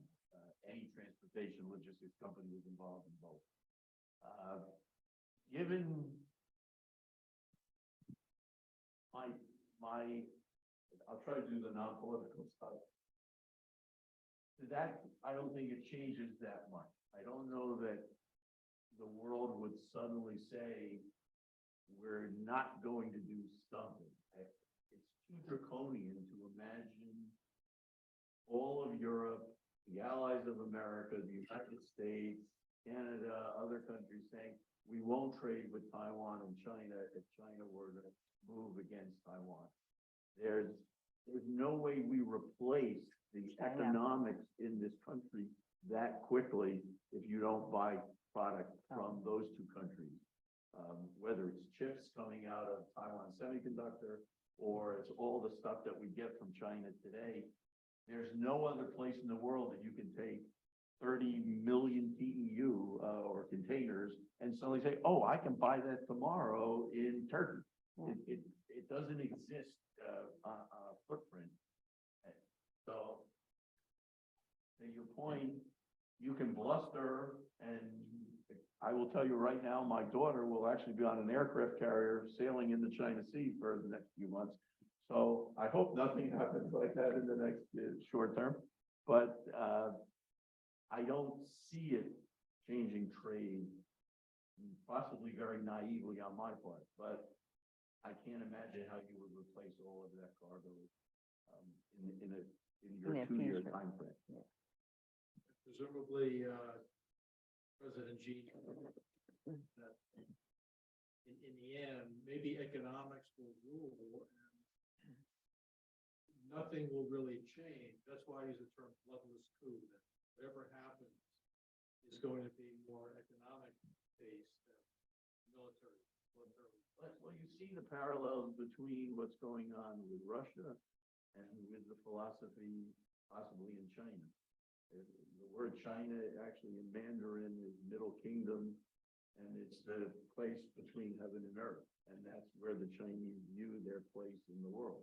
And it's a 5,000-year-old society, and they believe that they are the center of the universe, but from a historical standpoint. And just, you can look up the word China in Mandarin. So you're not seeing clients having an aversion now to further investment? Are you seeing anything on the at ground level change? Not at the moment. I mean, we're just as active as ever between air and ocean freight. If anything, you might have seen some people move from China to Taiwan. And the Taiwanese are actually huge investors in China with factories and production capability. And that's where business finds its way through the political morass. We at one point watched cargo move from the UAE to Israel, even though years ago that was totally off the radar screen. But the cargo found its way from the UAE to Turkey, and then from Turkey to Israel, and the paperwork all moved around in the background because business wanted to get done. And so the politicians waved and railed on whatever news station you watch, but companies find a way to move stuff that they want to move. So it all comes down to cui bono, right? Who benefits? Yeah. All right, next question. Question for the panel. One thing that wasn't discussed was pre-COVID. Before COVID, you were able to go into a car dealership, purchase a car, negotiate a price. COVID comes in, and then you're paying $7,000, $8,000, and there's no inventory. Inventory on cars. Second example, my friend who lost his Rolex, he's been waiting over 3 years. There's now one Rolex GMT available in the United States. Since the time, 3 years ago, yeah. The $13,000 watch is going up to $17,000, and they keep on increasing the prices. And Rolex keeps on telling him, well, they're on back order and there's none, and it's because of COVID. So COVID-19 really has made a huge dent in supply chain. What we're paying, is prices. When you feel that this is going to be resolved and things will go back to normal. Everybody cover your wrist if you're wearing a Rolex. We can give you the example that in 2020, pre-COVID, a container would have moved from, let's say, Shanghai to Miami for, we'll pick a number, $3,000. At the height of COVID, that price became $27,000 to move the same container, the same goods. Within the last 6 months, that rate has gone actually lower than it was pre-COVID, and we're back now in the low 2000s from Shanghai to Miami. That hasn't found its way into the general merchandise cost, but I believe is slowly going into that. To your point about semiconductor chips, components, there's still a shortage of passenger aircraft flying around, in particular in the Trans-Pacific market. There were a certain amount of Cathay flights in and out of the United States to Asia, in particular Hong Kong. It's still, I think, about 25% of what it was pre-COVID. All of those are still impacting some of the, and disrupting, to your point, supply chain. But from where we were at the height of the chaos, late 21, early 22, we are almost 100% better from where we were. Whether the merchants are willing to give you back as the consumer what they no longer are paying That's beyond my expertise and pay grade. I just move the stuff. Yeah. When you come and get a degree from FAU, particularly the Masters in Supply Chain Management degree, you'll learn a lot about the dynamics of the consumer market. That was the first plug, guys, just so we're counting. All right, I've got, so we've got 9 minutes left until we're billed to end, I believe, or I've gone over, each of which is more, I don't know which is more likely. I've got 2 questions over here, then I'm gonna go over there, see if there's any questions remaining, and then we're gonna button it up. Yeah. I just want to show the success of America when COVID-19 occurred. I got my toilet paper. Anybody run out of toilet paper? We had enough toilet paper. Anybody go starving, or was there food? There was plenty of food. So we did really well, I think. You know, there was so much demand. That's why inflation went up. So I'm pleased the way our country, they developed we are the ones, we, the United States, developed the COVID, what do you call those? The shots, vaccines, and spread it around the world, and they worked. So, you know, I think we did pretty well. And I think one of the neat things, we talked about open-mindedness, we're entrepreneurial. Yeah. And I think that's one of the benefits of being an American. We still have independent thoughts. We don't just follow, I don't know if you know this saying. I've been told it for years. So take a hammer and you see a bunch of nails, and the nail that sticks up a little higher gets whacked, like whack-a-mole kind of thing. So the Americans have high nails and low nails of all kinds. But if you're Chinese, generally, you stay out. You don't wear anything special. You don't do anything special. You just go along, so nobody gets hit. Forget, there's a whole story of how that goes. But America, we're entrepreneurial, and that's why we attract the brain power of the world here. We still do. And that's the glory, I think, of the United States that we still have. That's why we're still going to succeed as long as we keep that open-mindedness and open borders and allow people to do business. So, all right, that's my speech. All right. An optimistic note. Tremendous. I'm gonna go to this side. Any questions from this side of the room? I don't want to have favored anybody. You're still on this side technically. He's a man of the world. No borders. If there's no questions over here, okay, we've got one. Then we'll do 1, 2, because he was in line before you, but I'll let you go even though you're on this side. Of course. First of all, thank you so much. It's been very interesting. I appreciate your time and your knowledge.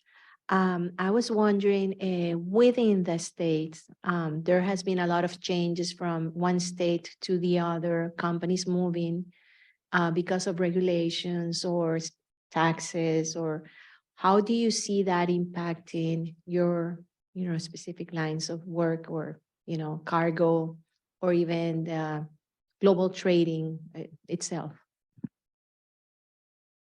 Omi, you want to start us off maybe?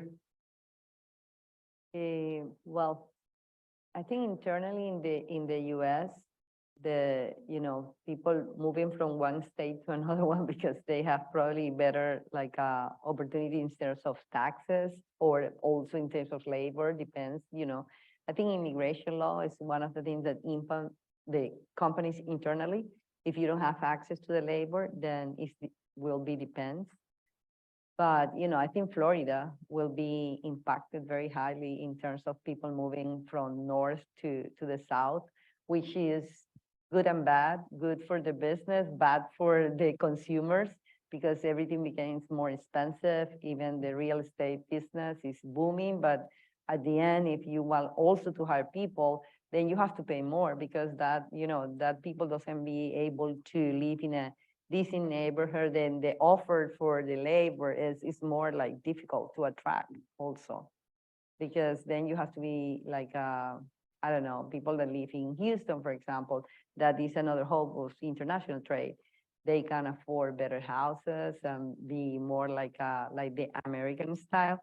Then if you want to move that person to Florida, they are gonna say, "Oi, where I can live, where I can stay," right? Then it's kind of like a half both sides, but I think it's kind of inconvenience in some regards. I feel personally attacked having just moved from New York, but continue. Yeah. I think what we've seen is, for example, possible labor disruption on the West Coast has led people to move their supply chains to the East Coast. Yeah. Migration to the South and has definitely, you could see it just in the cargo flows into Savannah and Charleston. Companies are moving to states that have less onerous employment laws. So you see, for example, Tesla moving a little bit out of California and going to Texas. Somewhere in the neighborhood of 1,800 people a day are moving to Florida because there's no state income tax. So those kind of dynamics are changing, ultimately will change the flow. And so you need more development in the Port of Miami. We need more in Port Everglades. Tampa now suddenly has appeared as a port that ships are calling on east-west cargo flow. So those dynamics are being integrated because of political factors and local laws and regulations. So I said I'm from Boston, I think, Wellesley, Massachusetts. And I ran the Boston Marathon in 1989 as what they call a bandit. I don't know if you know what that means. So I was a kid, I had no money. Anyway, 1999, so I'm running the marathon. I looked to my left, and kind of cute lady. So I said, "You want to move to Florida?" She goes, "Okay." So I married her. That was 33 years ago. And so that's pretty much how it happened. So I'm from the Northeast also, and I think the quality of life down here is great. But I'm going to change your question a little bit. You remember when you used to, a couple of years ago during COVID, you go out to dinner and the restaurants were closed, or maybe you got to sit down at a sit-down restaurant and you're waiting forever for the waiter to come, or you're waiting forever for the food to show up, and the waiter finally shows up and gets your order on because it's her first week there. Remember that time period? During that time period, the U.S. Department of Homeland Security was not granting visas to allow students to, or other people to move to the United States to travel here and work for a summer or a year. So we lost that whole labor pool because of COVID. They weren't letting those people into the United States who were in the service industry, you know, cooking your food, washing your clothes, changing your beds in the hotels. So that's why even today, you know, I stay at a lot of hotels. I like my bed made up before I come back to the room. And now they go, well, you don't do that anymore. Oh, you want to request it? Well, we're going to charge you extra if you want to make your bed. Again, it's Homeland Security government policy that is restricting immigration into the United States. And I don't think that's a good idea, as I said repeatedly in the past hour. We need immigrants in the United States. We need the brain power that people bring from their countries to this country. That's changing your question from intra United States to international. All right, next question. Okay, I'm David Menikoff. I'm one of the other professors in supply chain here. I can order beer in several languages, so maybe I'm covered. Any other conversation in those languages? No. The one thing you talked on one hand of the countries, the governments fighting each other in imposing these tariffs, but as individual companies, and I think, Alan, you started to talk about this, of becoming kind of a national, that we're going to find a way to do business. And that what it really comes back to is, especially with all of the items discussed tonight, is that total landed cost of how do you put it together when there are so many choices and you may not get the right one, but as long as it's still profitable, will you be happy? Or is that the way that your companies are saying, yes, we're based in the US, but we're going to go where the business is?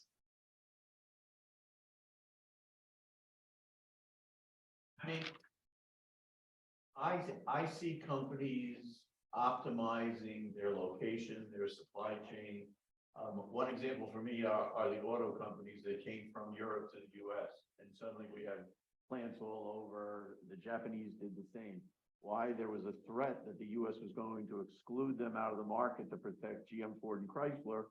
And so they said, no, we'll just come over to plant in Ohio. So their Honda shows up, Toyota down in Kentucky. I think it's Mercedes in Alabama, BMW in South Carolina. So they adjusted to the policies of government that optimize their ability to sell their product. I see that continuing, whether it's wine manufacturers, suppliers of computer parts, auto people, furniture, clothing.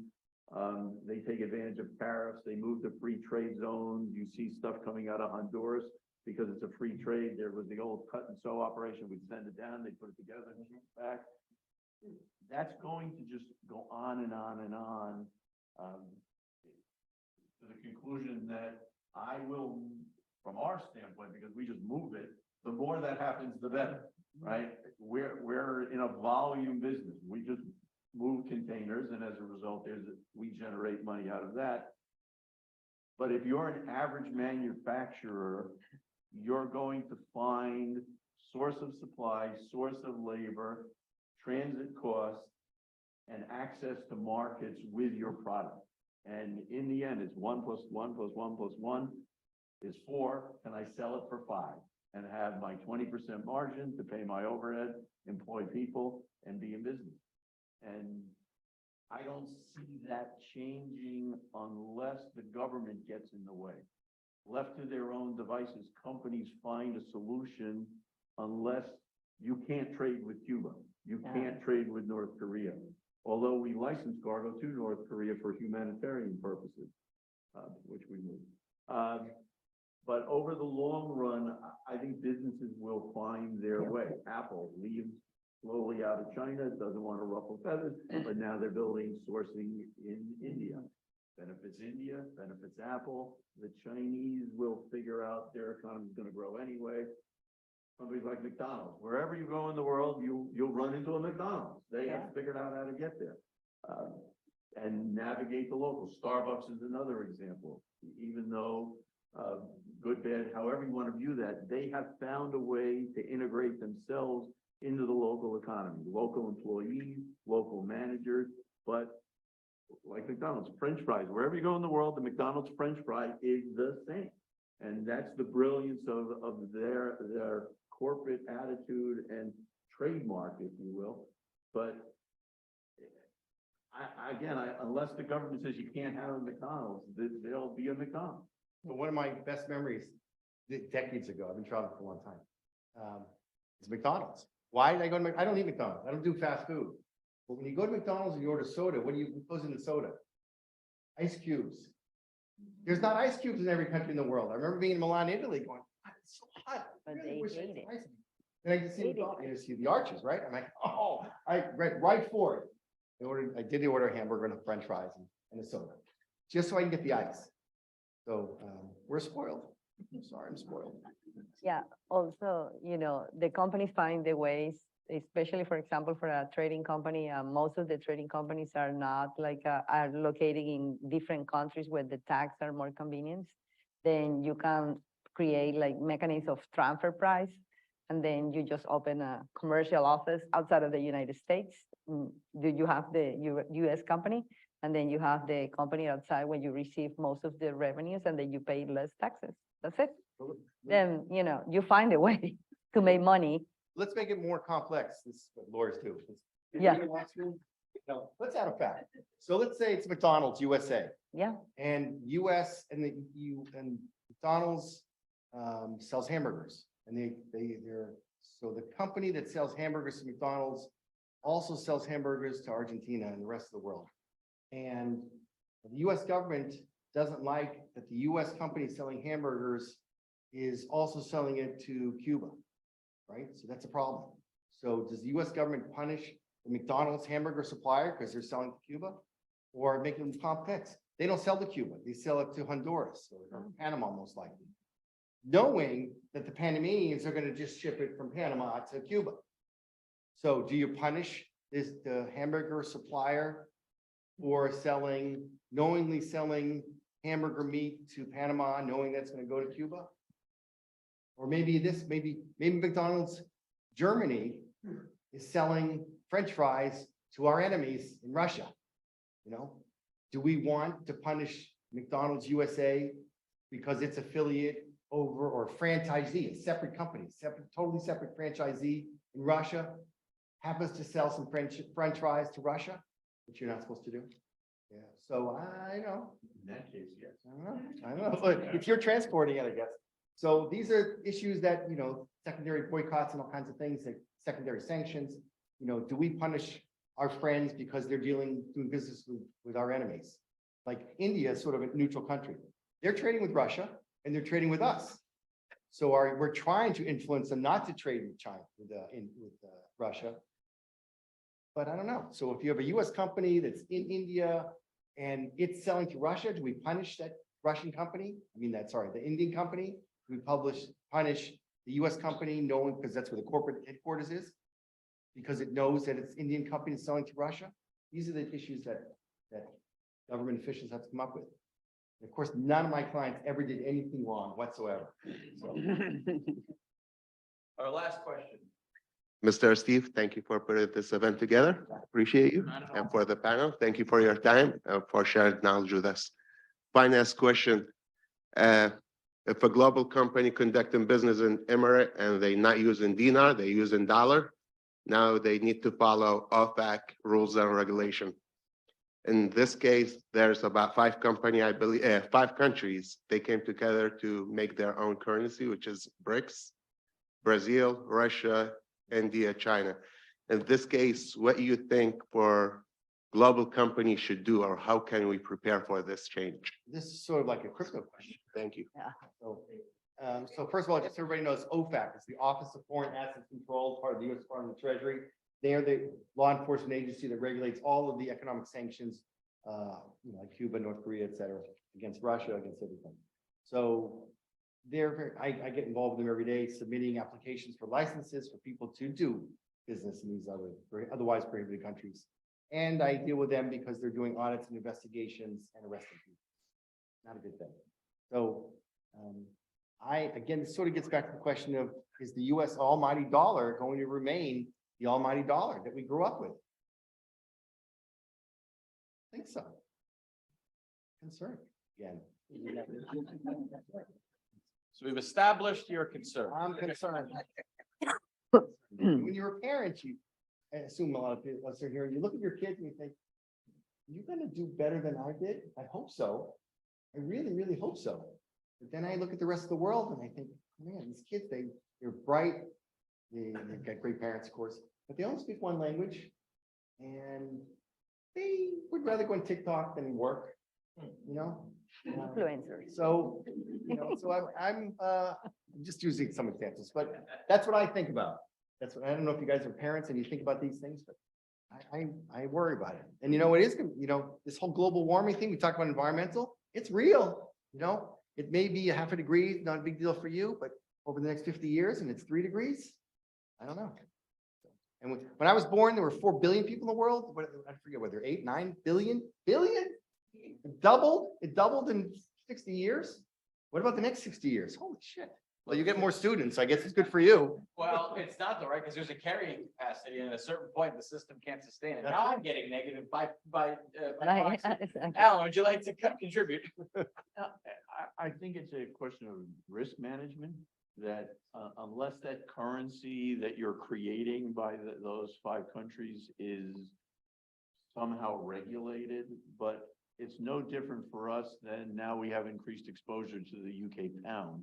And it reaches a point when it's a certain percentage of our business, do we hedge the pound by buying forward conversion rates? It would be the same, I think, in your case, that if it's 1% of your business, you can straddle the currency and not worry about it. If it becomes 8, 10, 15%, you may say, when I take an order in that currency, I'm immediately going to buy the corresponding whatever your base currency is, whether it's a ruble or a pound or a dollar. You can immediately convert with your bank by working with their FX department. I think that's where we would go. Even if tomorrow we started trading freight, for example, in yuan, we wouldn't take the risk. We would, the day the shipment went, we would convert the yuan to dollars or buy yuan at that rate. So we knew what it was in dollars immediately. I wouldn't wait 90 days. We've seen examples, for example, that when the Indian rupee fell dramatically, our agent in India who owed us a lot of money, it took them 6 months to pay us off because they suddenly owed us 30% more when they converted it into dollars, and they just couldn't in one lump sum do it. There are enough mechanisms now where you can hedge pretty quickly with your bank if that outcome happens where there's a new currency to trade with. What do you think, Owen? Yeah, I think in terms of risk, there's a lot of mechanisms that you can use to protect the risk. And then for a supply chain standpoint, everybody needs to be aware of those mechanisms like hedging, Like people needs to be more aware about derivative than, papers and some commodities really you need to do with hedging because it's not exactly like the profit that you do in the commodity, but you can do money also doing the papers in between the agreements. Yeah. Well, that was a fantastic ending question. I promise I didn't plan that. I'm not that smart. I promise. So we have two big thank yous. The first of which is to the executive education folks here at FAU. They sponsored and promoted this event specifically in light of the Masters in Supply Chain Management, which I jokingly, but now will more seriously communicate to you about. It's a fantastic program, 30 credits. And if you think about supply chains, they're really made up of a couple different things: a planning component, a sourcing component, a making component, and a delivery component. I think most of which we spoke about all tonight. So that's a bonus. But if you look at the curriculum and you map it to each of those elements, there is a course that focuses on each one of those. It's comprehensive. There's a course on international trade that my colleague teaches. There's a course on supply chain and analytics that unfortunately you have to deal with me if you were to take. And it spans the gamut of all those different disciplines. So it's a fascinating program. Remote options, in person, asynchronous, around the world. Really a fantastic program that got me out of New York and came here to that, and the taxes helped. But it also was that, and it, had me come in and help run. But it really is a fantastic program with a fantastic staff and a fantastic building. So thank you guys all who are part of the executive department, maybe online or in person. Thank you very much. Then, of course, we have to thank our panel, for whom we have gifts for each. Thank you so much, Peter. Thank you very much. Not a Rolex, yeah. I actually took out the Rolex because I didn't want that guy to steal it. Alan, thank you so much. I'll play. And most certainly, last but not least, Omi, thank you so much for Thank being you. here and on the panel. This was great. I hope everybody enjoyed and had a great time, and thank you all very much.